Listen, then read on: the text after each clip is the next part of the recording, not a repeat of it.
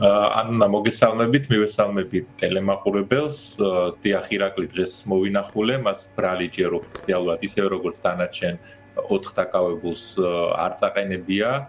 ამდენად ჩემთვის ცნობილია გამომძიებისგან შესაძლებელია ეს იყოს დღეს გვიან, მაგრამ უფრო მეტად ხვალ ბრალის წარდგენა, შესაბამისად ბრალის წარდგენიდან 24 საათის განმავლობაში გაიმართება უკვე სასამართლო პროცესი, სადაც აღკვეთის ღონისძიებაზე იმსჯელებს სასამართლო. რაც შეეხება თქვენს შეკითხვას, პირველ რიგში მე მინდა ხაზი უცოდ თქვენი შეკითხვის იმ ნაწილს, სადაც საუბრობდით რა შუაშია ვთქვათ ირაკლი ნადირაძე, რა შუაშია პაატა მანჯგალაძე.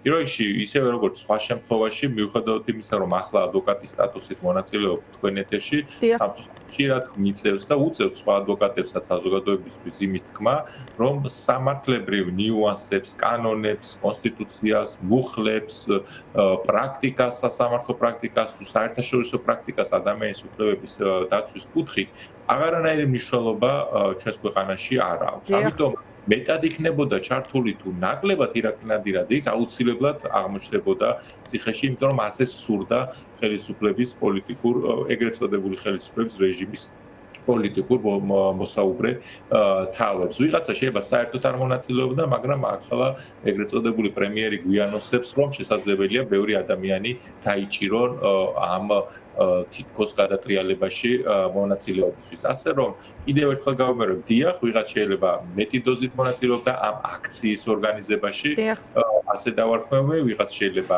ნაკლები დოზით, მაგრამ საბოლოო ჯამში ციხეში აღმოჩენასთან დაკავშირებით ყველას მიმართ შეგვიძლია ვთქვათ, პოლიტიკურად მოტივირებული ბრალდება, დიახ, პოლიტიკურად, როგორი მტკიცებულებებიც უნდა აფრიალოს ახლა ხელისუფლებამ, ჩვენ უნდა გვესწოდესო ყველა პრობლემის, ის რომ ქუჩაში 100,000-ობით ადამიანი იდგა გარეთ, ის რომ არჩევნებზე მისვლაზე მილიონობით ამომრჩეველმა თქვა უარი, ხო? მესამედი მივიდა ამომრჩევლის მხოლოდ და მხოლოდ საარჩევნო.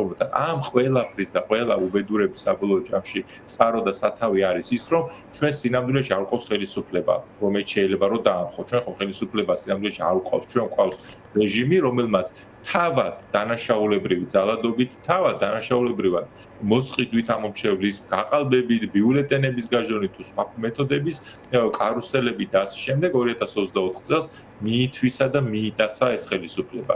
რატო რას გვაძლევს ამის საშუალებას? ის რომ არც ამ არჩევნებს არ აღიარებს, არც საერთაშორისო თანამეგობრობა, გარდა იმ მტკიცებულებებისა, რომელიც ჩვენ ვნახეთ და მე ჩამოვთვალე, მას არ აღიარებს არც საერთაშორისო საზოგადოების აბსოლუტური უმრავლესობა და კიდევ ერთხელ გავამბებ, ამ არჩევნებს არ აღიარებს არც ქართული საზოგადოება და ქართული საზოგადოება რომ არ აღიარებს, ამის ძალიან კარგი პირდაპირ მტკიცებულება იყო ის ისტორიულად ყველაზე დაბალი გამოცხადება ამომრჩევლის საარჩევნო უბნებთან, რომელიც გუშინ ვნახეთ და რეალურად საბოლოო ჯამში 20-25%-ის ფარგლებში აიღო ქართულმა ოცნებამ. მიუხედავად იმისა, რომ რაღაც რეგიონებში 100% მოუწიათ რომ დაეწერათ, ხო? აი ესეთი სასაცილო. კი ბატონო.